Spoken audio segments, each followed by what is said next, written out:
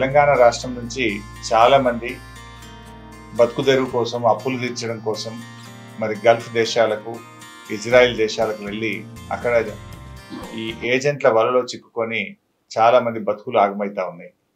అలాంటి 12 మంది తమ్ముళ్ళు, ముఖ్యంగా కామారెడ్డి, నిర్మల్, నిజామాబాద్, మెదక్, సిద్దిపేట్, కరీంనగర్, జగిత్యాల్ తదితర జిల్లాల నుంచి మరి వెళ్ళి అక్కడ ఎంతో ఇబ్బందులు పడుతూ, తిండి తిప్పలు లేక, బీపీ, షుగర్లు, రకరకాల వ్యాధులతో సతమతమవుతూ రాష్ట్ర ప్రభుత్వానికి, కేంద్ర ప్రభుత్వానికి ఎన్నిసార్లు మొరబెట్టుకున్నా 2 ప్రభుత్వాలు కూడా స్పందించలేదు. కానీ ఈరోజు బీఆర్ఎస్ పార్టీ తరఫున జోర్డాన్లో చిక్కుకున్న ఈ 12 మంది తమ్ముళ్లను బీఆర్ఎస్ పార్టీ తరఫున ఈరోజు పెనాల్టీ కట్టి తిరిగి స్వదేశానికి తీసుకురావడం జరిగింది. నేను ఇప్పటికైనా ప్రభుత్వాన్ని విజ్ఞప్తి చేస్తా ఉన్నా, ఇంకా వందలాది వేలాది మంది యువతీ యువకులు ఈరోజు వివిధ దేశాల్లో ఇలా అనేక ఇబ్బందుల్లో కొట్టుమిట్టాడుతూ ఉన్నారు. పిల్లలు చెప్తా ఉన్నారు, జోర్డాన్లో ఎంబసీ, ఇండియన్ ఎంబసీ ఆఫీస్కు ఎన్నిసార్లు మొరబెట్టుకున్నా స్పందన రాలేదు అని. రాష్ట్ర ప్రభుత్వానికి ఎన్ని విజ్ఞప్తులు చేసినా ఇవాళ రాష్ట్రంలో ఉండే ప్రభుత్వం కూడా స్పందించలేదు అని ఆ పిల్లలు వాపోతా ఉన్నారు. ఇవాళ ప్రభుత్వాలు, మన పిల్లల్ని మనం కాపాడుకోవడం మీ బాధ్యత.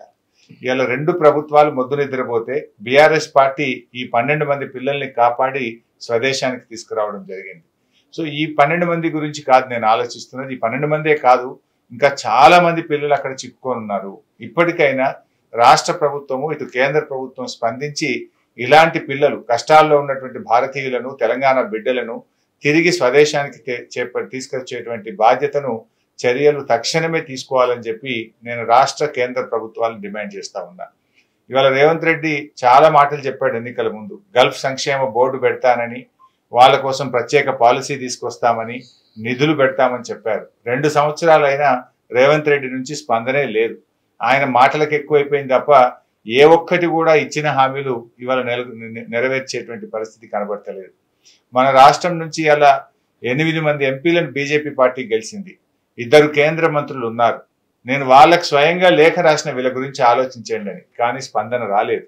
ఇవాళ కిషన్ రెడ్డి గారు, సంజయ్ గారు కూడా ఇలాంటి గల్ఫ్ కార్మికుల కోసం, విదేశాల్లో మరి ఇబ్బందులు పడుతున్నటువంటి తెలంగాణ బిడ్డల్ని తేవడానికి ప్రత్యేకమైన ఒక విభాగం పెట్టి చొరవ చూపి పిల్లలకు మరి కాపాడాలని చెప్పి కూడా వారికి కూడా విజ్ఞప్తి చేస్తా ఉన్నా.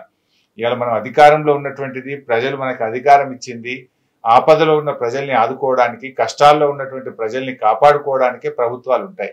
మరి ఎన్నికల ముందు ఇచ్చిన హామీలు గెలిచి మర్చిపోవడం కోసం కాదు, గెలిచిన తర్వాత హామీలను అమలు చేయడం, ఆ ప్రజలకు మేలు చేయడం, ఇచ్చిన ప్రతి మాటను నిలబెట్టుకోవడం అనేటువంటిది మీ కర్తవ్యం, మీ బాధ్యత. దాన్ని ఇలా మీరు మర్చిపోతే ప్రధాన ప్రతిపక్షంగా బీఆర్ఎస్ పార్టీ వీళ్ళందరినీ కూడా ఈరోజు కాపాడి స్వదేశానికి రప్పించడం జరిగింది. ఇక ముందైనా మీరు మేల్కోనండి. ఇలాంటి వాళ్ళు ఎంతో మంది, ఇంకా వేలాది మంది అక్కడ ఇబ్బందుల్లో ఉన్నారు. వారందరినీ కూడా ప్రభుత్వమే స్వదేశానికి తీసుకురావాలని చెప్పి డిమాండ్ చేస్తుంది.